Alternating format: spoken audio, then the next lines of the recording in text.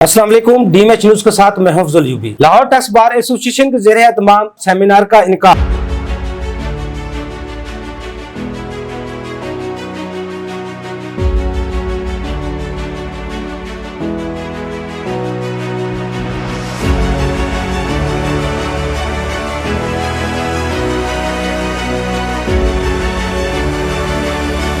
Lahore tax बार के ज़ेरे एहतमाम CIR और ATIR जाने से पहले अपील फाइल करने के तरीक़ेकार पर सेमिनार का इनकाद किया गया। Seminar on condonation for filing of appeals before CIR and ATIR के speaker Mohammad Nadeem Bhatt FCA chairman Lahore tax bar academy थे। लाहौर टैक्स बार के जनरल सेक्रेटरी उन्नीस बख्तर अंसारी ने सेक्रेटरी का फ़राइज़ सरअंजाम दिए। इस मौके पर टैक्स बार मेंबरान की कसीर तादाद मौजूद थी। आज का जो हमारा सेमिनार है वो condonation for filing of appeals before CIR and ATIR पे है, क्योंकि 99% जो केसेस है वो कंडोनेशन की वजह से कंफर्म हो जाते हैं और उसमें हमारे मेंबर्स हैं या जो लोग लिटिगेशन करते हैं उनको ये नहीं पता चलता कि कंडोनेशन पहले कैसे अलाउ करवानी है और उसके बाद आपने केस में कैसे अपीयर होना है। जब तक कंडोनेशन अलाउ ही नहीं होगी आप मेन केस की हेयरिंग में जा ही नहीं सकते, क्योंकि 99% केसेस कंडोनेशन की बेस पे ही कंफर्म हो जाते हैं। इसलिए हमने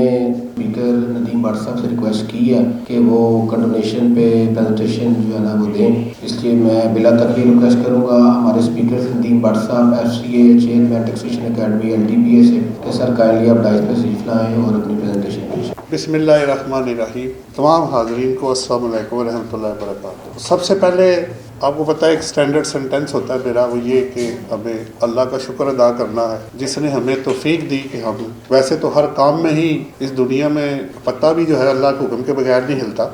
बड़े बड़े काम जो हैं वो कैसे हो सकते हैं उसकी मर्ज़ी के बगैर, तो शुक्र अदा करना बहुत ज़रूरी है जितना भी है।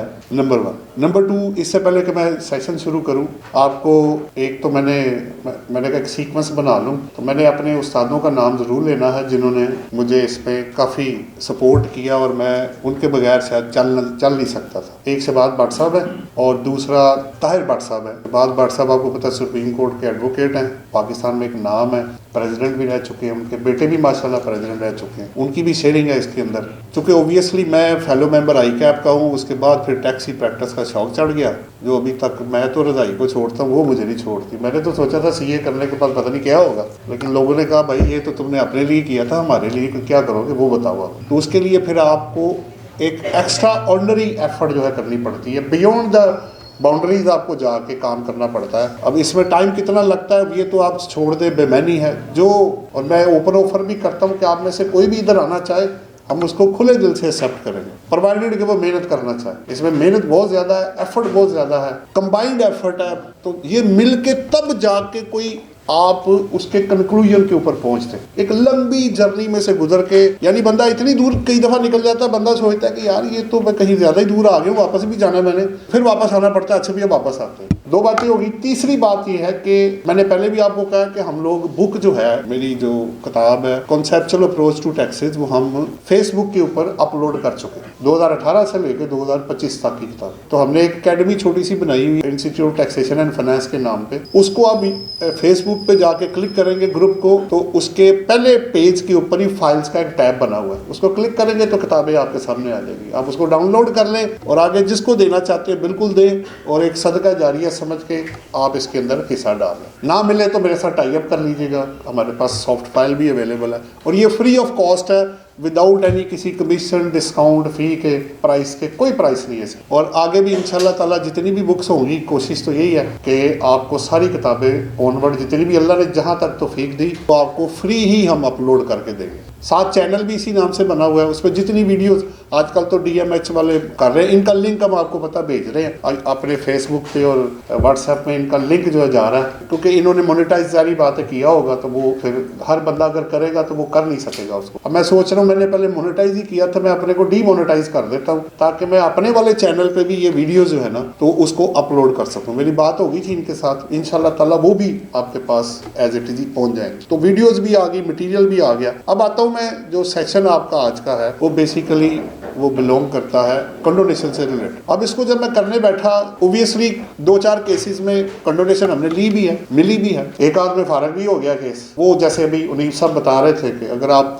जब तक नहीं लेंगे तो फिर आप, क्योंकि पॉइंट ऑफ लॉ है, जब तक पॉइंट ऑफ लॉ पहले आप रिजॉल्व नहीं करेंगे, अगर मेरा राइट ही मुझे नहीं दिया जाएगा तो उसकी बात आपकी वो सुनेंगे नहीं। वो कहेंगे जी आपकी अपील टाइम बार्ड हो चुकी है, आप कंडोनेशन के लिए अप्लाई करें। वो भी हम देखेंगे कि हमने एक्सेप्ट करना है कि नहीं करना, वो भी सब्जेक्ट टू ये। एक तो ये आपने अप्लाई करना है एफिडेविट के साथ, रीजनेबल ग्राउंड, वो आता हूं मैं उसके ऊपर। क्रक्स ये है कि अगर आज की 2-4 लाइनें जो इसको करने के बाद आपको समझ आएंगी, जो मैं भी समझने की कोशिश कर रहा था कि भाई अगर मैं कहना क्या चाहता हूं, मैं ये चाहता हूं कि जब मैं कमिश्नर कोई भी अपील फाइल करूं या रेफरेंस फाइल करूं, अगर उसका टाइम गुजर चुका, जैसे commissioner appeal tribunal high court में, अब टाइम आपको पता है 30 डेज का टाइम उन्होंने कर दिया हुआ है। अगर 30 दिन का time from the date of service of the order आपका गुजर गया है, आपको एक एक दिन एक्सप्लेन करना पड़ेगा कि भाई मैं लेट क्यों हुआ, मैं विद इन टाइम है तो फिर तो बात ही नहीं है, फिर तो कंडोनेशन की जरूरत ही नहीं है। लेकिन अगर आप आफ्टर टाइम एक्सपायर होने के बाद आए हैं तो ओबियसली मुझे कंडोनेशन चाहिए होगी कि जनाब मैं बीमार था, मैं पाकिस्तान से बाहर था, रीजन उसमें कुछ मैंने लिखी हैं, मुझे सर्विस नहीं हुआ या सिर्फ ऑनलाइन आया, मुझे पता नहीं था इस चीज का, तो वो फैक्टर्स हमें डिटरमिन करने पड़ेंगे जिससे हम ये कहें कि जनाब ये क्यों मुझे आप राइट दें और मैं कहाँ था इतने दिन या इतने सालों या इतनी देर तक, अब क्यों नहीं अपील करने आए। या एक और तरीका भी है, सवाल ये भी है, कंडोनेशन तो चलो ये है कि आपने टाइम मांगना है, तो आपको 2 चीजों को डिफरेंशिएट करना बहुत जरूरी है। एक, अगर आप वक्त से पहले टाइम मांग रहे हैं, जैसे बोर्ड आपको याद हो तो रिटर्न्स की डेट एक्सटेंड कर देता है, वो कंडोनेशन नहीं है, वो एक्सटेंशन है। कंडोनेशन वो होती है जो गुजरने के बाद आप क्लेम करते हैं। अगर 30 दिन गुजरे ही नहीं है तो मैं कंडोनेशन क्यों अप्लाई करूंगा भाई, मेरे 30 दिन गुजर गए, ऊपर कितने हो गए, 1 से लेके जितने भी दिन आपके गुजर गए, साल गुजर गए, उसकी कंडोनेशन मैंने मांगनी है कि जनाब ये टाइम पीरियड वहां से लेके जो ये कह रहे हैं सर्विस से लेके आज तक का मुझे कंडोन किया जाए, क्यों किया जाए भाई, फ्री में नहीं है ये। एवरी केस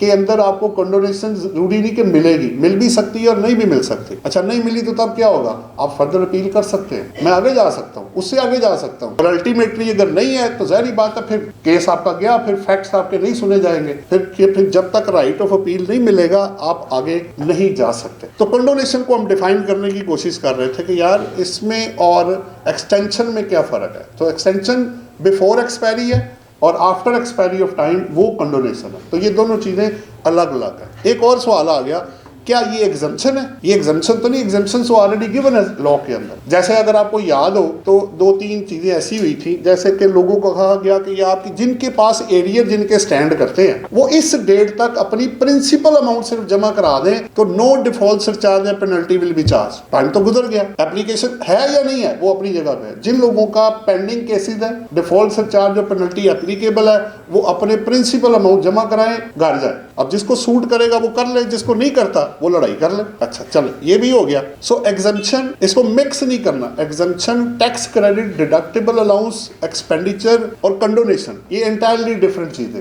इसको मिक्स अप नहीं करना। अगर मिक्स अप हो गया तो गड़बड़ हो जाएगी। अब मैं आता हूं इसमें 2, एक तो कंडोनेशन है क्या, उसकी डेफिनेशन, फिर किस बेस पे मुझे, क्योंकि हर एक में ना एक वर्ड आपको नजर आएगा, रीजनेबल बेसिस, पॉसिबल ग्राउंड्स। वो कौन सी रीजनेबल बेसिस है जिस बेसिस पे मुझे, चाहे मैं कमिश्नर अपील के पास हूं, चाहे ट्राइब्यूनल में हूं, चाहे हाई कोर्ट में हूं, चाहे सुप्रीम कोर्ट में, किस बेसिस पे आपका वो टाइम कंडोन किया जाए, वो रीजनेबल बेसिस क्या है। ये 2 बड़े इंपॉर्टेंट पॉइंट है, कंडोनेशन है क्या और दूसरा रीजनेबल ग्राउंड्स क्या है।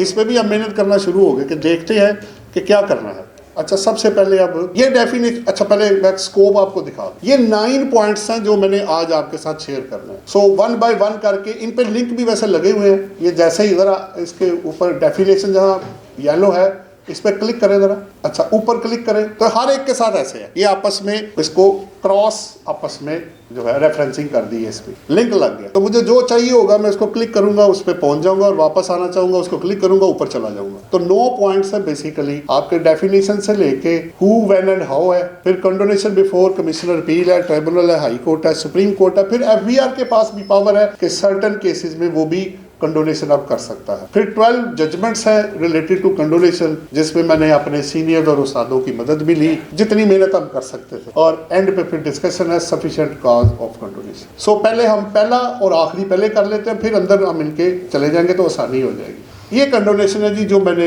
इसकी गूगल से सर्च करके मैंने डेफिनेशन इंपोर्ट की है, वो लॉ के अंदर तो नहीं मुझे कहीं मिली।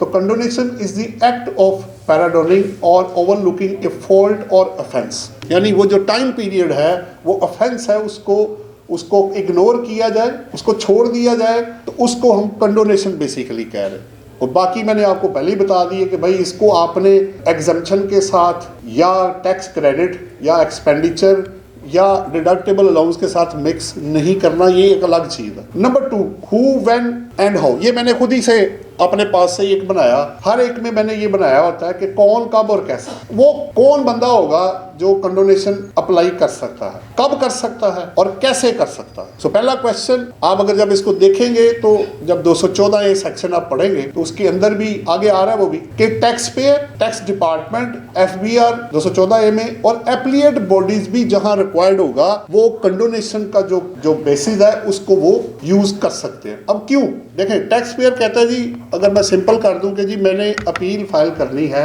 या रेफरेंस फाइल करना है, मैं वक्त पे फाइल नहीं कर सका, तो क्या लॉ आपको इस चीज की परमिशन देता है कि आप कंडोनेशन अप्लाई करें? नंबर 1। दूसरा, फिर वो अथॉरिटी जिसको आप अप्लाई कर रहे हैं, ये एप्लीएट बॉडी, क्या वो उसको एक्सेप्ट कर रही है कि जी आपकी ग्राउंड्स रीजनेबल है? तब आपके जाके राइट ऑफ अपील आपका रिवाइव होगा। राइट ऑफ अपील आपके पास अवेलेबल है रिस्पेक्टिव सेक्शन के अंदर। अगर आपकी टैक्स लायबिलिटी बढ़ गई है, रिफंड कम हो गया है, तो आप अपनी ऑब्वियसली अपील में जा सकते हैं, सेक्शंस के अलावा जो मेंशन्ड है रिस्पेक्टिव सेक्शंस के अंदर, अपील वाले जो या रेफरेंस वाले हैं। लेकिन एक जनरल, एक जो कंप्रीहेंसिव है वो ये है कि जहां आपकी लायबिलिटी बढ़ जाए या रिफंड कम हो जाए, वहां भी आप अपील फाइल कर सकते हैं। या मेरा राइट, ऑब्वियसली जब आपने मेरी लायबिलिटी बढ़ा दी है अपीलेबल, तो वो बन गया। अब टाइम ड्यूरेशन वो 30 डेज वाला आपको मेंशन किया गया। अच्छा, दूसरी बात ये कि कुछ जगहों पे ये जो टाइम आपका जो भी 30 डेज है या असेसमेंट की पावर वाला वो टाइम 120 दिन, 180 दिन, 210 जो भी स्पेसिफाइड टाइम दिया गया है, या 5 साल वाला फ्रॉम द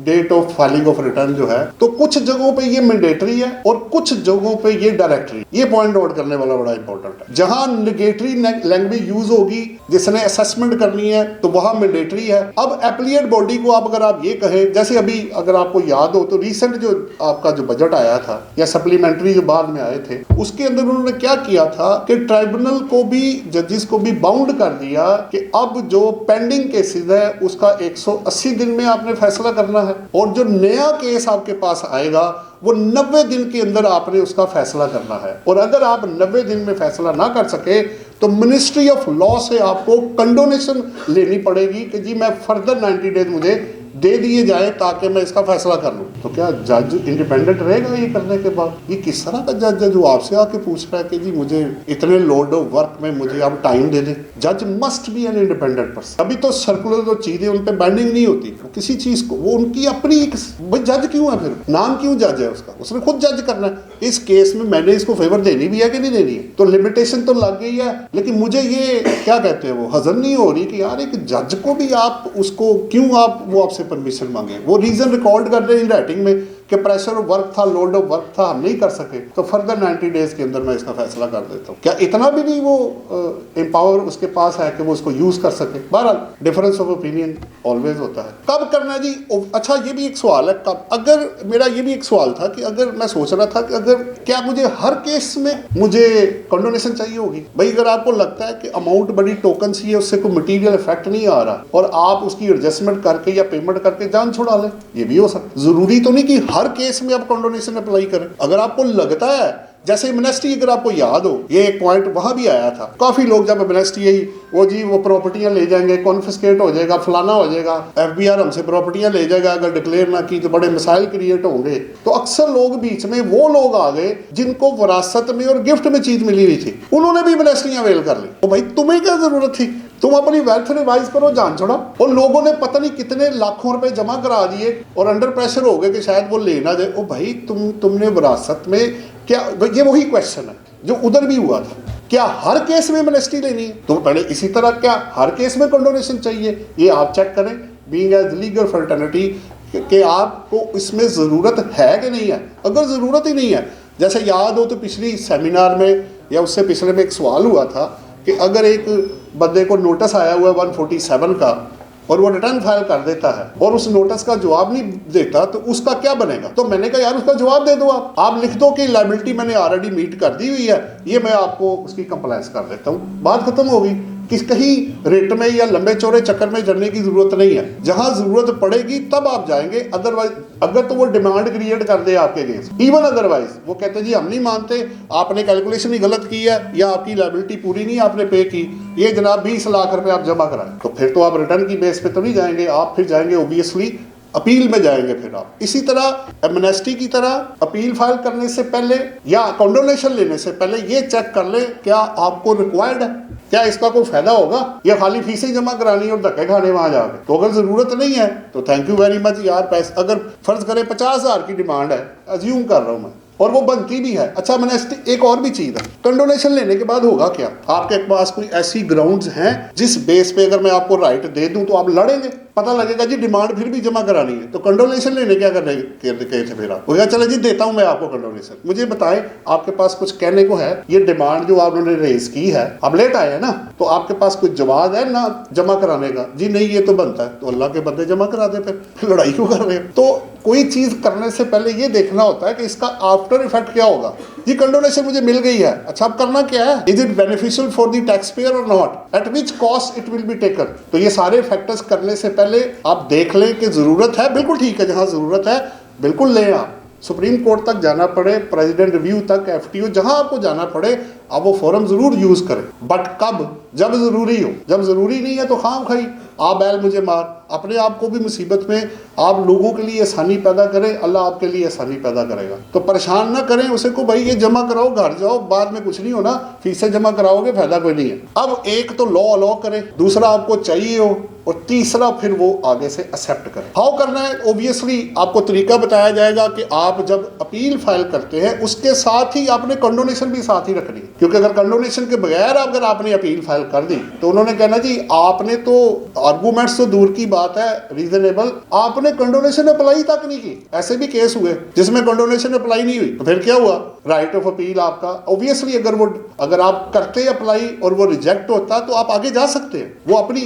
आपके पास पावर अवेलेबल है, आप लिटिगेशन है जहां तक राइट ऑफ अपील एवरीवन। अच्छा जिस तरह आप रखते हैं उसी तरह टैक्स डिपार्टमेंट भी रखता है। आपका रिफंड क्रिएट हो गया, बाद में पता चला यार रिफंड में मसाइल है, ठीक है, वो उसके अगेंस्ट या अमेंडमेंट इन 122(5)(a) में चला गया एडिशनल कमिश्नर के थ्रू, तो वो भी हो सकता है। जिस तरह आप जा सकते हैं कंडोनेशन में उसी तरह डिपार्टमेंट भी जा सकता है, ओबियसली वो ट्रिब्यूनल में जाएगा या पहला जो वो फैसला कर रहा है उसकी भी वो कमिश्नर से कंडोनेशन ले सकते हैं। सो जिस तरह आपको जरूरत है टैक्स पेयर को, उनको भी हो सकती है। अच्छा जी अब आ जाएगा जी कमिश्नर अपील के पास, जो पहली अपील है, पहले तो आप ये चेक करें कि क्या आपकी डिमांड जो है, पहला मेन अपील आपकी लाई कहाँ पे करती है। अगर आपकी demand 10 million value of assessment है, इसके अंदर वर्ड जो यूज हुआ होगा 10 मिलियन इनकम टैक्स के लिए है, 5 मिलियन से अगर अंदर है तो वो सेल टैक्स में है, इधर 10 है, इधर 20 है, इधर 10 है, और एफईडी के अंदर 5 मिलियन, उसके अंदर तक आप कमिश्नर अपील के पास है।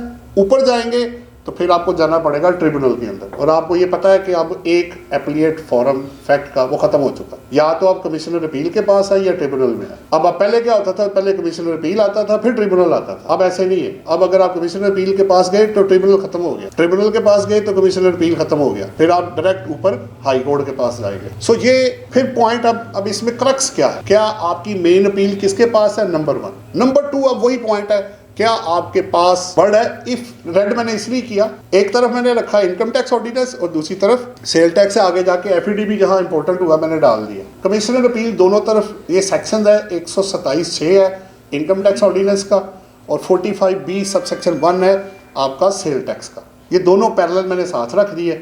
पॉइंट इन सब में एक ही है कि अगर if the commissioner appeal is satisfied, ये रेड वाला पढ़ लो पहले कॉलम में, that the applicant was prevented by sufficient cause from lodging the appeal with in that period. अगर 30 डेज के अंदर, क्योंकि दोनों तरफ 30 डेज है, 30 दिन के अंदर आपने आना था, आपने अप्लाई करना है, उसने इसको चेक करना है कि भाई क्या इस बंदे को, क्या हम ये रीजनेबल ग्राउंड समझ के तो फर्दर टाइम अलॉट कर दें अलाउ कर दें कि ये अपनी मेन अपील के अंदर हेयरिंग कर सके। अगर तो अलाउ हो गया तो गुड इनफ, आप मेन अपील में आ जाइएगा, हेयरिंग हो जाएगी आपकी, वो इसके साथ ही होगी, अलग से नहीं होगी। एक ही के अंदर कंडोनेशन भी और साथ मेन अपील कर दें, या अगर आप अलग भी कर देंगे तो मेन अपील भी ऑब्वियसली साथ, फिर आप 1-2 दिन बाद, वैसे बेहतर ये एक ही दिन में कर दें ज़्यादा बेहतर है। अगर आप समझते हैं बहुत ज़्यादा लंबा काम है तो कंडोनेशन के बाद फिर मेन अपील अलग से आप फाइल कर दें। ये एक तो पहला आ गया। लेकिन पॉइंट सब में एक ही चलेगा, वो है सफिशेंट कॉज जो है, रीजनेबल कॉज, पल्सेबल एक्सप्लेनेशन आपके पास होनी चाहिए कि आप किधर थे भाई ये जो बाकी दिन थे। अच्छा, अब वो ये प्रिंसिपल आगे जो मैं जजमेंट साहब को कोट करूँगा उसमें भी हेल्ड हो चुका है कि आपने रीजनेबल एक्सक्यूज़ के बगैर नहीं आना, जस्टिफिकेशन के बगैर नहीं। अच्छा, मैं कुछ पॉइंट्स आगे, ये हैं जी कुछ एग्जाम्पल जो मैंने डिस्कस की और अपने पास से जो बनाई हैं कि सफिशिएंट कॉज ऑफ कंडोनेशन क्या हो सकता है। Number 1, no service of order to the taxpayer. मैं नोटिस की बात इसलिए नहीं कर रहा क्योंकि आपने ऑर्डर के अगेंस्ट अपील में जाना होता है, नोटिस के अगेंस्ट नहीं आप जाते। रही बात नोटिस की, अगर वो सर्विस नहीं हुआ तो जब आपको राइट ऑफ अपील मिलेगा तो फिर नोटिस को भी आप चैलेंज कर लें कि वो भी वैलिड बेसिस पे आपको मिला नहीं या जो भी है। दूसरा, manual service of order made to irrelevant person. TCS तो गया, रजिस्टर्ड पोस्ट भी गया, लेकिन वो रिसीव किसी और बंदे ने कर लिया। अब आप सोचें कि जिस बंदे ने अपील करनी है उसको ही अगर नहीं पता तो वो कैसे उसका टाइम शुरू होगा 30 डेज का। तीसरा, tax payer out of Pakistan. एक केस हमारा था, वो था प्रोविजनल असेसमेंट वाला। उसको क्या हुआ कि उसका एफटीआर का केस उन्होंने नोटिस दिया एनटीआर का और उसकी असेसमेंट कर दी एनटीआर के अंदर, और वो एनटीआर जो था वो फाइनलिटी ऑब्टेन कर गया टू द एक्सटेंट ऑफ के जी उनके बिहाफ पे। फाइनलिटी 2 तरह की होती है, from all aspects, tax payer and tax department. एक होता है सिर्फ टैक्स पेयर के बिहाफ। अच्छा, वो अपीलेबल नहीं था उस वक्त, प्रोविजन असेसमेंट के स्पेसिफाइड डेज से वो भी गुजर गए। अब परेशान हो गए भाई अब करना क्या है। अच्छा, जब उसको बारीकी से देखा गया, वो आप लोगों में से ही कोई वकील थे माशाल्लाह, कॉम्पिटेंट थे उस वक्त, उन्होंने फिर पॉइंट ये पकड़ा कि जनाब बात ये है कि इसका जो नोटिस था ना बेसिकली, या ऑर्डर बेसिकली, वो तो टैक्स पेयर को सर्विस ही नहीं हुआ। तो जब मुझे सर्विस ही नहीं हुआ तो मेरे 30 डेज का टाइम या राइट ऑफ अपील मेरा आप कैसे ख़त्म कर सकते हैं। फिर उन्होंने कहा जी आपने कैसे पता किया कि आपको सर्विस नहीं हुआ। एफिडेविट दिया, पासपोर्ट की कॉपी दिखाई, वो बंदा पाकिस्तान में था ही नहीं, और उल्टा उन्होंने क्या किया कि उसके एम्प्लॉयर को सर्विस करवा दी। तो वो उसको सर्विस की बेस पे, ये वाला जब आउट ऑफ पाकिस्तान था उस बेस पे उसको उन्होंने रिलीफ ग्रांट कर दिया कि जी बिल्कुल ठीक है, चूँकि ये पहला जो लीगल पॉइंट है पूरा ही नहीं हुआ, आपको सर्विस ही नहीं हुआ, तो आपका तो जो ऑर्डर आपके अगेंस्ट है वो नल एंड वॉइड हो जाएगा और रिटर्न उसकी वापस जो फाइनल डिस्चार्ज वाली थी वो वापस आ गई। पॉइंट ऑफ फैक्ट पे वो हार गया था, पॉइंट ऑफ लॉ पे वो जीत के बाहर आ गया। डी है जी unavoidable circumstances, for example accident हो गया है, डिसेबिलिटी हो गई है, डेथ और closure of activities in Pakistan है। E only online service that was not in the knowledge of the taxpayer. अगर ऑनलाइन आपको पता है कि आपको आ गया और फिर ऑब्वियसली फिर आप अगर आप कहेंगे मुझे नहीं पता था तो आप स्टेटमेंट ऑफ फैक्ट कर रहे हैं, उस सूरत में हो सकता है आपका जो कंडोनेशन है वो रिजेक्ट हो जाए। अगर ये साबित हो गया जी आपको सर्विस हुई थी किसी भी तरीके से, इधर से या उधर से, वैसे तो लॉ ये कहता है तमाम प्रोसीजर एग्जॉस्ट होने चाहिए, ऑनलाइन भी जाना चाहिए, फिजिकल और मैनुअल दोनों तरफ से इसको भेजना चाहिए। लेकिन जैसे जैसे वक्त गुजर रहा है अब केस टू केस बेसिस पे, आखिरी अब जो पॉइंट है बड़ा इंपॉर्टेंट है, further facts will be thrashed on case to case basis. है ना, आपने कहा जी मुझे ऑनलाइन मुझे नहीं मिला जी, जबकि जब चेक किया गया तो पता लगा पिछली सारी कंप्लायंस आप ऑनलाइन करके आए हैं, तो वो कैसे मिल गए थे? क्यों ना मैं अज्यूम करूं कि आप झूठ बोल रहे हैं, किधर थे आप उस वक्त? तो आप सिर्फ राइट ऑफ इंटैक्ट करने के लिए अब ये ट्रेस करना पड़ेगा केस टू केस बेसिस पे कि क्या ये केस कंडोनेशन के लिए फिट केस है कि नहीं है। असल में बात ये हो रही, और कोई बात नहीं। अगर जेन्युइन है तो बिल्कुल मिलना चाहिए, नॉन जेन्युइन है तो फिर प्रॉब्लम शुरू हो जाएगी। क्वेश्चन सर बाद में इंशाल्लाह ताला वो आपके, क्योंकि अभी मैं ज़रा फ्लो में हूँ, मैं चाहता हूँ मैं एक दफ़ा आप लोगों से कर लूँ, तो फिर आप ज़रूर करें क्वेश्चन केस टू केस। ये ना आप जितनी भी स्टडी करेंगे ना, मैं वापस आता हूँ, ये बार बार एक दफ़ा नहीं 10 दफ़ा मैं कह चुका हूँ, किसी भी एक केस का प्रिंसिपल आप तमाम लोगों पे इक्वल फुटिंग पे अप्लाई नहीं कर सकते। आपको हर केस को इंडिपेंडेंटली उसके फैक्ट्स को, कंप्लायंस को, लीगल चीज़ को थ्रेश करना पड़ेगा, तब अब जाके सही कंक्लूजन पे पहुंच सकेंगे। ये बहुत ज़रूरी होगा। मैं मानता हूँ लीगल पॉइंट पहले आएगा, लेकिन कई दफ़ा फैक्ट्स के बगैर लीगल भी नहीं सामने आता। अगर आपको पता ही नहीं कि डिफ़ॉल्ट क्या हुआ है तो लॉ कैसे बीच में से बाहर आ जाएगा? कौन सा सेक्शन इन्वोक होगा? भाई क्या करने आए आप मेरे पास, क्यों आए आप मेरे पास? तो ये बड़ा ज़रूरी होगा केस टू केस बेसिस पे। बहरहाल ये पहला कमिश्नर अपील है जी, मैंने आपको 127(6) और 45B(1) दे दिया जो सेल टैक्स का है। जब आप आगे जाएंगे इसी तरह मैंने ATIR का बनाया, 131 सबसेक्शन 4 है और उधर 46 सबसेक्शन 1 है सेल टैक्स का, और FD का 34 सबसेक्शन 3 है। ये मटेरियल सारा आपको मिल जाएगा। पॉइंट फिर वही कॉमन है कि ट्रिब्यूनल भी कहता है अगर पर्सन प्रेफरिंग एन अपील क्या करता है, सफिशिएंट कॉज देगा कि वो क्यों देर से आया मेरे पास। पॉइंट वही है सबके अंदर। अच्छा चले, कुछ जगहों पे वो जैसे आपको पता है सस्पेंशन और ब्लैक लिस्टिंग सेल टैक्स में एक्सक्लूडेड है, वो चीफ कमिश्नर के पास है, उसके अगेंस्ट फिर आप आगे अपील में जा सकते हैं। तो क्या ऑर्डर अपीलेबल है? फिर कंडोनेशन अप्लाई करनी है, किसने करनी है, किसको करनी है और कब करनी है। अच्छा, इसी तरह मैं आगे गया, ये हाई कोर्ट वाला, इसमें ओबियसली मुझे जो अपने उस्तादों की काफ़ी मदद हर जगह पे ही होती है। खैर यहाँ पे फिर मैंने जब कंसल्ट किया तो मुझे section 5 of the law of limitation act जो है, जो आपका 1908 सॉरी है, उसके अंदर उन्होंने ये कहा, पॉइंट फिर वही है, अगर आप हाई कोर्ट में रिवीजन के लिए, ऊपर लिखा हुआ है एनी अपील और एप्लीकेशन फॉर रिवीजन रिव्यू और फॉर लीव टू अपील और any other application to which this section में मेड एप्लीकेबल, नीचे क्या है, व्हेन द एप्लीकेंट और applicant satisfies the court that he had sufficient cause for not preferring the appeal और making the application within such time reasonable base. वो घूम के उधर ही लेके आ रहा है आपको। कॉमन पॉइंट सबके अंदर यही चल रहा है। किधर थे आप उन दिनों में जनाब, क्यों दूँ आपको मैं कंडोनेशन?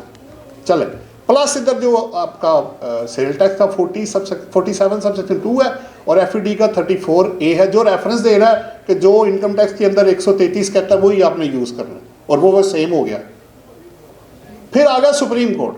इसमें मुझे काफ़ी मेहनत करनी पड़ गई क्योंकि इसमें वो डायरेक्टली कुछ चीज़, पहले तो मैं ढूंढते पहले तो मैं पहुंचा कि जनाब मुझे पता लगे कि आप आर्टिकल कॉन्स्टिट्यूशन किस आर्टिकल में सुप्रीम कोर्ट में आप रेफरेंस दे सकते हैं।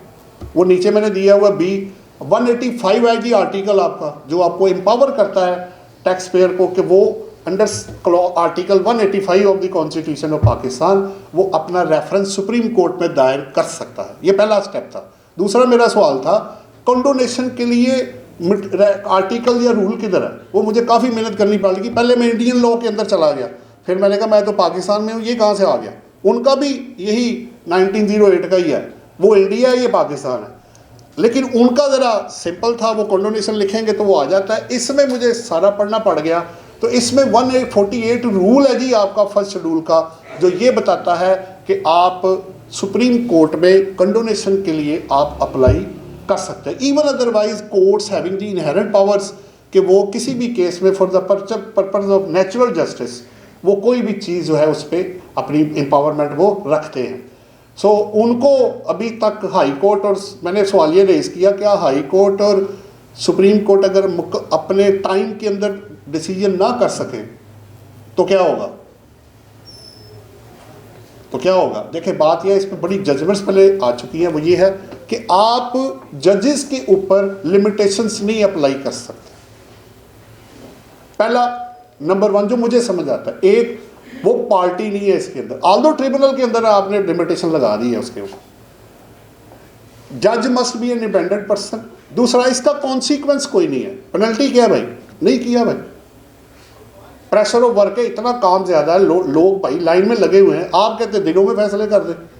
नहीं हो रहे भाई, हमने कंक्लूजन पे पहुंचना है, वो रीज़नेबल, वो इन राइटिंग में लिख के कि जी इस वजह से हमने वक्त पे नहीं किया, हम टाइम इसका जो है आगे एक्सटेंड कर रहे हैं फर्दर, और इस पे जजमेंट्स आ चुकी हैं कि आप एप्लीएट बॉडी पे जो टाइम है ये उनके लिए मैंडेटरी नहीं है, ये डायरेक्टरी है, लेकिन ट्रिब्यूनल के अंदर अब चूंकि अप्रूवल आ गई है वो अब मैंडेटरी बन जाएगा। अब एक जज जो है वो टाइम मांगे, दूसरे वाला इंडिपेंडेंट हो गया। चले आगे चलते हैं। ये आ गया जी 214 एफबीआर के पास भी जी अब पावर है। ये आपको याद होगा जब एक ऑर्डर आया था तो उसके अंदर ये हुआ था कि इस डेट तक इनके जो ऑडिट्स हैं मुकम्मल कर लें, फिर उसमें एफबीआर ने खुद ही से डेट एक्सटेंड कर दी, उस पर एक जजमेंट आ गई कि भाई नहीं आप खुद से नहीं डेट एक्सटेंड कर सकते। उस जजमेंट को नलीफाई करने के लिए 214A के अंदर उन्होंने डाल दिया है कि एफबीआर किसी भी केस में जहां एम्पावरमेंट उसने खुद लेनी है या दूसरे को देनी है, वो बिफोर देखिए, बिफोर से टाइम एक्सपायरी से पहले तो एक्सटेंशन होगी, वो कंडोनेशन नहीं होती। एक्सपायरी के बाद वाला उन्होंने दोनों कवर कर लिया, बिफोर हो या आफ्टर हो, दोनों एक्सटेंशन भी हम दे सकते हैं, ऊपर हेडिंग लेकिन चल रही है कंडोनेशन का। सो एफबीआर के पास ये पावर है कि वो 214A में और उधर 74 पैरेलल सेक्शन है कि वो किसी भी एक्ट को जो कि उसका टाइम एक्सपायर हो गया हो तो वो अपने ऑफिशियल्स को उसको नोटिफिकेशन करेंगे ऑफिशियल गजट में, पावर डेलीगेशन की भी और अदरवाइज भी वो करके तो वो क्या कर सकते हैं, वो कंडोनेशन दे सकते हैं उस एक्ट के लिए। ये जी अब जजमेंट्स आ गई जो मैंने कहा अब इसमें कुछ जजमेंट्स जरा रेलिवेंट वो निकाल लें, जिसमें फिर वापस वही ढूंढना पड़ा। तो पहली ये तकरीबन 12 जजमेंट्स हैं जी जो मैंने कोशिश की कि इससे कनेक्टेड जो है वो आपके साथ शेयर कर लें। पहला जो है right of appeal is a creature of statute, ये आप अपनी मर्जी से नहीं ले सकते। 127, 133, 134 जो भी सेक्शंस आपके रेलिवेंट है अपील के, वो राइट ऑफ अपील आपको देगा लॉ तो आप लेंगे। सेल्फ पर्पज जैसे एक एग्जम्पशन जो होती है ना, आप अपनी मर्जी से नहीं क्लेम कर सकते। अगर लॉ आपको देगा तो आप क्लेम करेंगे, अगर वो दे ही नहीं रहा, आप कहें जी आज एक बंदा कहे जी सैलरी मेरी एग्जम्प्ट हो गई, भाई किस लिए, कौन सा क्लॉज, कौन सा सेक्शन, कौन सा रूल, कौन सा कानून, भाई कहाँ से लेकर आए हो, सेल्फ मेड नहीं है भाई ये। तो राइट ऑफ अपील उसी तरह ही है जैसे राइट ऑफ एग्जम्पशन है, अगर वो आपको देंगे तो आपको मिलेगा, अदरवाइज नहीं होगा। Number 2 legal issue to be decided first, इस पे बात हो चुकी है आपसे सामने, मैंने आपके सुप्रीम कोर्ट की जजमेंट रेफर कर दी है, इसके ऊपर ट्राइब्यूनल की है कि legal issue to be decided first before the matter of fact. लेकिन ये हर जगह पे प्रिंसिपल अप्लाई नहीं होगा, केस टू केस बेसिस पे होगा।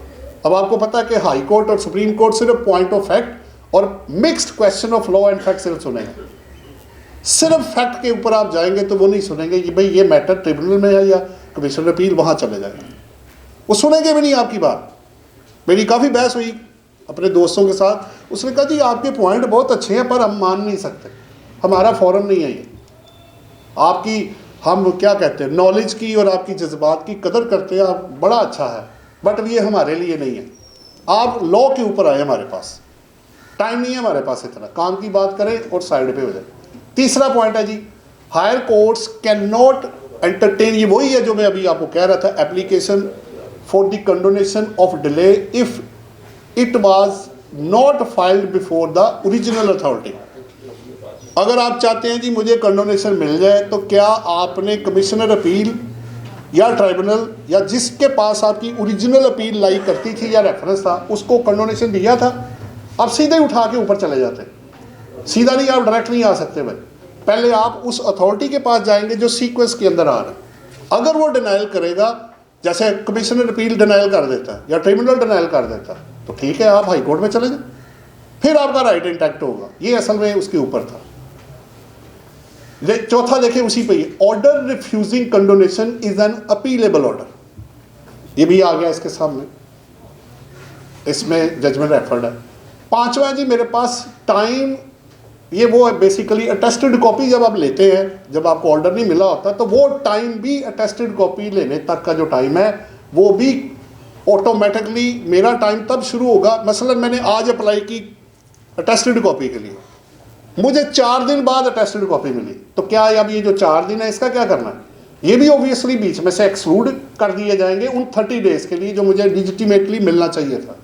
ये उसके ऊपर है, time request for obtaining certified copy should be excluded in computing the period of limitation certified copy meaning of. Number 6 है जी, limitation starts with service of order against which appeal is to be filed. कब शुरू होगा? जब उसको service हो जाएगी, अब चाहे ऑनलाइन है मैनुअल है दोनों है, जब उसको सर्विस हो गई, जब उसकी नॉलेज में आ गया तो टाइम जो 30 डेज का होगा वो वहां से स्टार्ट होगा। एप्लीकेशन अब इस केस में क्या हुआ, एक बंदे ने उसने कहा जी पिटीशन उन्होंने बार्ड बाय टाइम है but no application even has been filed to explain the delay and the grounds on which it may be condone. बंदे ने कंडोनेशन अप्लाई नहीं की, मतलब 40 दिन बाद उसने सीधा अप्लाई कर दिया, ले जी मेरी अपील आ गई आपके पास। अब उसको नहीं पता था कि 30 दिन इसके गुजर चुके हैं, तो कंडोनेशन अप्लाई करना चाहिए था साथ रीजनेबल एक्सक्यूज के साथ, वो नहीं किया। उन्होंने उसको फारग कर दिया कि भाई आप तो मेन अपील तो बाद में आएगा, पहले कंडोनेशन से क्लियरेंस लेकर आओ। अब फिर 8वां, ये जो मैंने आपको ग्राउंड्स बताए थे, delay can not be condoned without valid reasons. ये सुप्रीम कोर्ट तक अब हेल्ड हो चुका हुआ है, एक दिन भी। ये अगला यही है, condonation of delay sufficient cause और plausible reason has to be stated in application affidavit for condonation of delay, each day is to be explained. उस जजमेंट में उन्होंने बताया भाई एक दिन आप मुझे एक्सप्लेन करें, आप किधर से, क्यों ना मैं समझूं कि आप नॉन सीरियस है, आप कानून को मजाक बनाया हुआ, दिल किया आगे तो दिल किया ना आए। तो भाई अब चूंकि तुम आदि मुजरिम हो, तुम डिफॉल्ट के साथ तुम्हारी कंडोनेशन बनती नहीं है, अब तुम जाकर पेमेंट जमा करो। अब ये डिमांड तुम्हारे अगेंस्ट फाइनल है क्योंकि तुमने वक्त पे अपना राइट एक्सरसाइज नहीं किया। अब कंप्लायंस ऑफ लॉ की अनदर एग्जांपल आपके पास आ रहा है। अगर सिर्फ कंप्लायंस ऑफ लॉ हो तो ये पूरा टॉपिक हमें पढ़ने की ज़रूरत ही नहीं है, लेकिन चूंकि केस टू केस चीज़ें बदल जाती हैं, हर तरह का केस होता है। एक आपके ऑनलाइन में एक ऑर्डर चला गया, आपको 3 साल बाद पता लगा कि ऑर्डर भी हुआ, उसकी इन्फॉर्मेशन ही कोई नहीं बंदे के पास। भाई ये कैसे हो गया? पता चला वो कम्प्लीटली टास्क में चला गया और ईमेल कभी खोला ही नहीं, ऑनलाइन चेक ही नहीं हुआ कभी। फिर वही बात है, केस टू केस बेसिस पे चेक किया जाएगा। लो जी, बाकी आपके ये 3 पॉइंट्स हैं। आप जो अपील जो भी कंडोनेशन होगी ऑब्जेक्टिव उसके प्रायर उसके फैक्ट्स को देख के होगा। 11 नंबर है कंडोनेशन पीरियड, जो अब ये वही है जो मैंने आपको कहा था, इनेक्टमेंट के अंदर कोई कंडोनेशन नहीं हो सकती। इसको अमेंड, इस जजमेंट को नलीफाई करने के लिए 214A अमेंड कर दिया। बिफोर और आफ्टर उसके अंदर एफबीआर को पावर दी गई कि वो कंडोनेशन कर सकते हैं। और अक्सर प्रैक्टिस यही है कि जब भी टैक्स पेयर की फेवर में कोई जजमेंट आती है तो उधर से लॉ अमेंड हो जाता है। मुझे याद है कि सीएनजी स्टेशंस के लिए अभी भी कानून यही है, अगर किसी के पास, अब तो खैर सीएनजी बहुत थोड़े रह गए, जब सीएनजी फिलिंग स्टेशन की रिटर्न हम फाइल करते थे तो उसमें यह था कि सीएनजी गैस पे जो कटेगा फाइनल डिस्चार्ज है और बिजली पे जो टैक्स कटा 235 उसका रिफंड ले लें। जब ये हाईकोर्ट की जजमेंट आई उसको नलीफाई करने के लिए सेक्शन ही बीच में अमेंड हो गया। अब जब आप सीएनजी क्लिक करेंगे, जैसे ही आप बिजली का बीच में बिल डालेंगे वो एक्सेप्ट ही नहीं करेगा। और कानून के अंदर उन्होंने लिख दिया कि सीएनजी वाला भी लेंगे और बिजली वाला भी आपसे लेंगे। 12 जी, आपके पास अगर यूएमएस के थ्रू सर्विस हुई है तो जिस दिन डिलीवरी आपके पास होगी, अब यूएमएस फर्ज करें किसी दूसरे बंदे को दे दिया, टीसीएस, यूएमएस या रजिस्टर्ड कोरियर इस चीज का प्रूफ नहीं होता कि ये डिलीवरी उस बंदे को हुई है जिसका मैटर अंडर लिटिगेशन है। ये मैं आपको बताता चलूं, अगर आप उसकी वो जो लिंक से जब शेयर करेंगे तो पता लगेगा, हाँ जी बताएं आपने डिलीवरी की किसको, उसकी रिसीविंग दिखाएं। पता लगा टैक्स पेयर था ए, डिलीवरी होगी बी को, जिसको कानून का पता ही नहीं। अब क्या होगा? क्या सिर्फ कोरियर कर देने से चीज डिलीवर हो जाती है? बिल्कुल नहीं है। जब तक उस बंदे को नहीं मिलेगी, इस पे भी जजमेंट्स है, तब तक उसका टाइम स्टार्ट नहीं होगा। ये जी 12 पॉइंट्स है। नेक्स्ट आपका वो था जो सफिशिएंट कॉज वाला है। अब मैंने कोशिश की कि इसको सम अप करके आपके सामने तो शॉर्ट करके प्रेजेंट करूं। फिर भी अगर आपका कोई क्वेश्चन हो तो मैं कोशिश करूंगा अगर अभी जवाब उसको दे सकूं।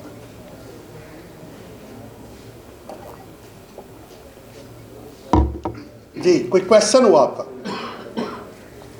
जी, ये जो लास्ट पॉइंट आपने बताया है कि थ्रू कोरियर सर्विस अगर हुई एक बड़ी ऑर्गेनाइजेशन है जिसमें 2-2.5 सप्लाईज है, तो किसी गलत बंदे को या चौकीदार को बाय सिक्योरिटी गार्ड को होगी प्रॉपर जहाँ पे जानी थी सीएफओ को वहाँ पे नहीं हुई, उनके तरफ नॉलेज नहीं आया, तो इस पे आपने फरमाया कि जी जी बिल्कुल आप प्लीज ले ये कि जी देखें आपने उस बंदे से रिसीविंग भी तो लेनी है ना, जी फिर आप ऑल मोड एक्सरसाइज वो एग्जॉस्ट होने चाहिए सारे, ऑनलाइन भी और ये भी, ताकि एटलीस्ट उस बंदे को पता लगे कि ये मुझे सर्विस हो गई है। अगर ये प्रूव हो जाता है कि उसके नॉलेज में ये नहीं था, खाली उस जगह पर डिलीवर कर देने से चीज़ नहीं पहुंच जाती, ठीक है। अगर उसका प्रॉपर डेस्क है जिसके ऊपर वाकई सारी चीज़ें आती हैं और उसको बता दिया गया कि भाई ये आया हुआ लेटर, फिर सिचुएशन ज़रा डिफरेंट होगी।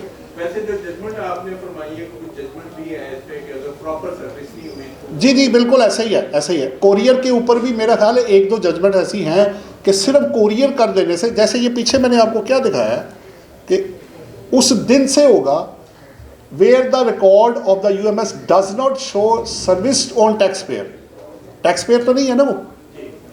फिर वही बात है, केस टू केस बेसिस पे ये देखना पड़ेगा कि क्या ये वाकई जो टैक्स पेयर का रिप्रेजेंटेटिव या टैक्स पेयर है ये फैक्ट्स और रीजनेबल ग्राउंड्स की बेसिस पे आया है या सिर्फ स्टोरी बना के आ गया मेरे पास।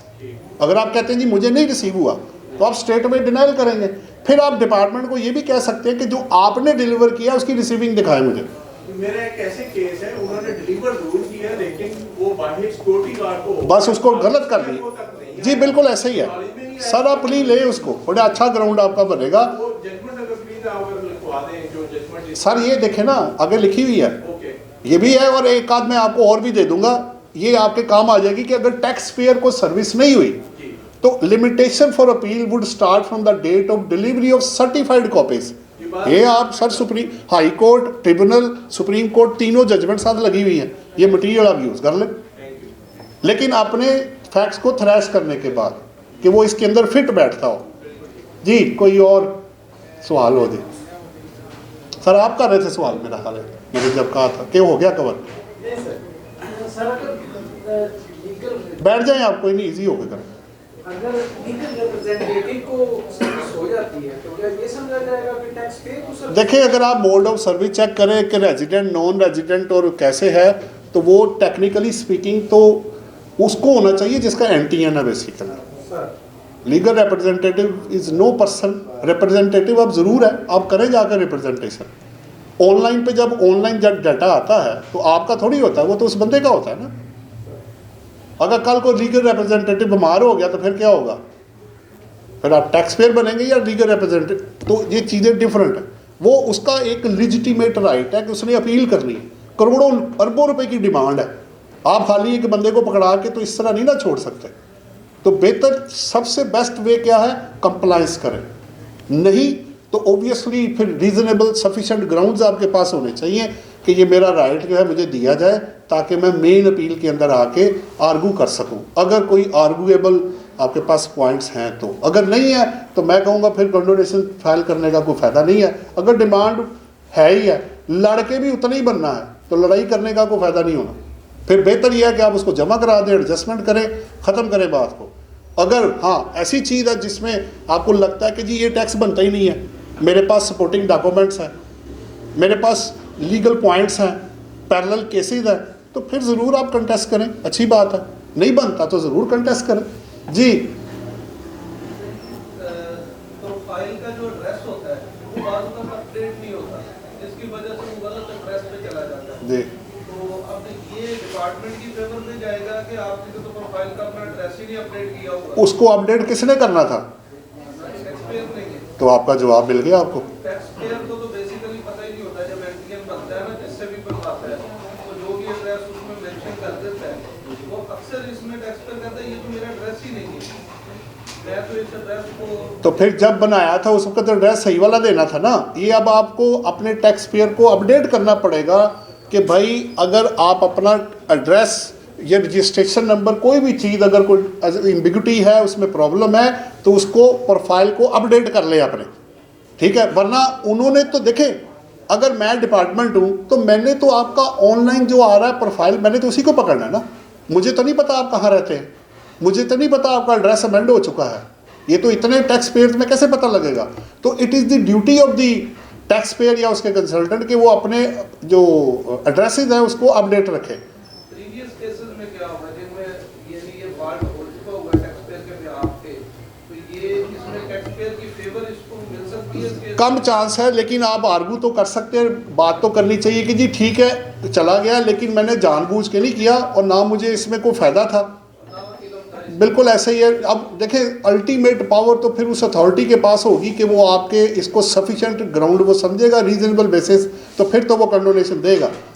अदरवाइज आप अपने पास है कंडोनेशन नहीं एज्यूम कर सकते, ये मैं पहले बता दूं आपको। जी ऐसा ही है। कमिश्नर अपील जो है इसकी कोई टाइम लिमिट भी इन्होंने की है? किस चीज़ की? अपील्स की कितने दिनों में अपील जो है वो सुनेंगे, जैसे ट्रिब्यूनल की नहीं 30 आपने अप्लाई 30 डेज में करना है, वो तो तीनों में 30 हो गया, पहले 30, 60, 90 था, अब सब में 30 हो गया, ये तो हो गया। बाकी रही बात फैसले की तो उसमें टाइम लिमिटेशन दी हुई है उन्होंने, कमिश्नर अपील की भी दी हुई है। नहीं उसका टाइम मेरा ख्याल है ज़रा डिफरेंट है, वो ज़रा चेक कर लें, 120 दिन या कुछ इस तरह करके है। इसमें चूंकि कंडोनेशन है ना सिर्फ, ठीक है, ये तो सिर्फ जी बिल्कुल उसके अंदर उन्होंने लिमिटेशन जो है लगाई हुई है, लेकिन फिर वही बात है, इस पर जजमेंट्स आ चुकी हैं कि एप्लीट बॉडी का जो टाइम है वो मैंडेटरी नहीं है, वो डायरेक्टरी है, ठीक है।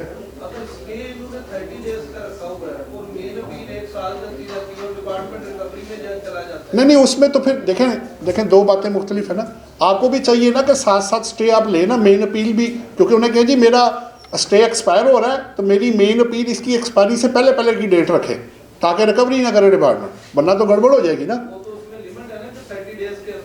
नहीं उसमें भी इनके पास डिस्क्रिशनरी पावर है, ये एक्सटेंड कर सकते हैं जी बिल्कुल कर सकते हैं वो।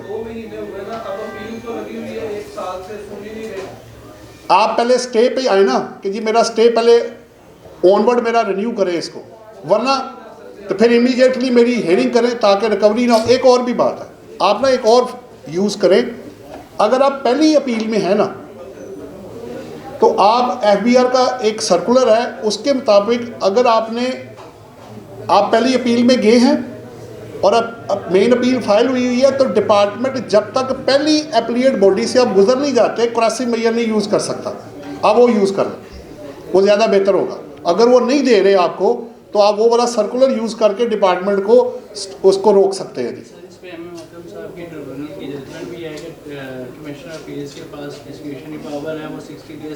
जी बिल्कुल जा सकते, मैंने कहा ना एप्लीट बॉडी पे आप लिमिटेशन वो आपको मजीद टाइम भी दे सकते हैं, इस पर भी जजमेंट्स आई हुई है, ठीक है। अब वो अगर नहीं देते तो ये वाला आप यूज़ कर लें उसको जी। और कोई आपका सवाल तो नहीं?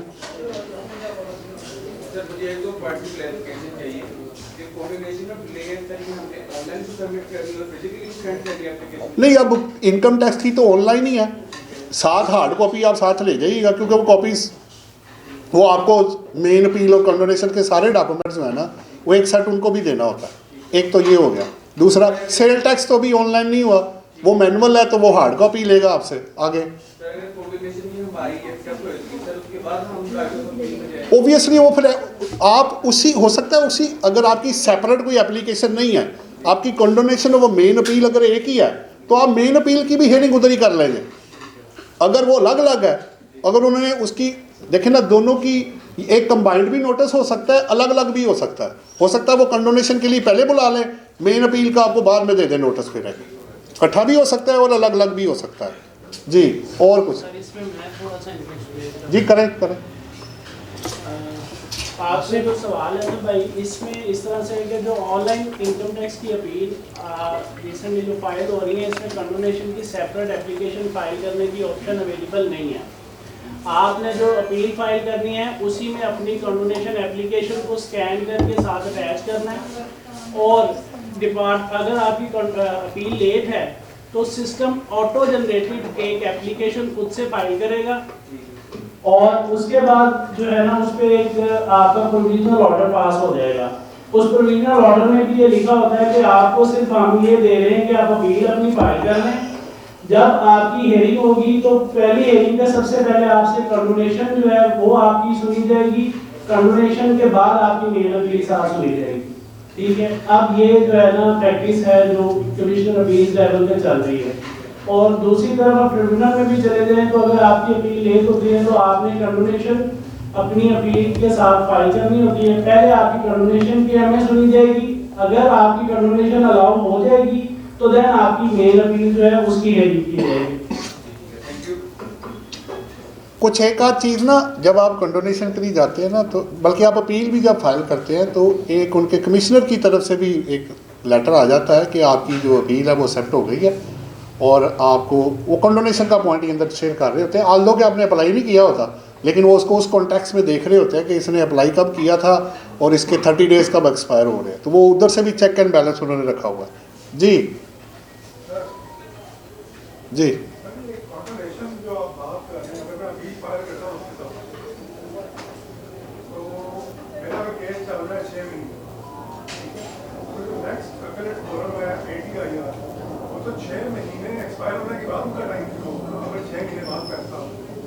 नहीं, देखें, आपका जो टाइम टेकन उन्होंने लेना है फैसला करने का, वो लिजिटिमेट टाइम तो उनके पास अवेलेबल है ना, वो पहली स्टेज है।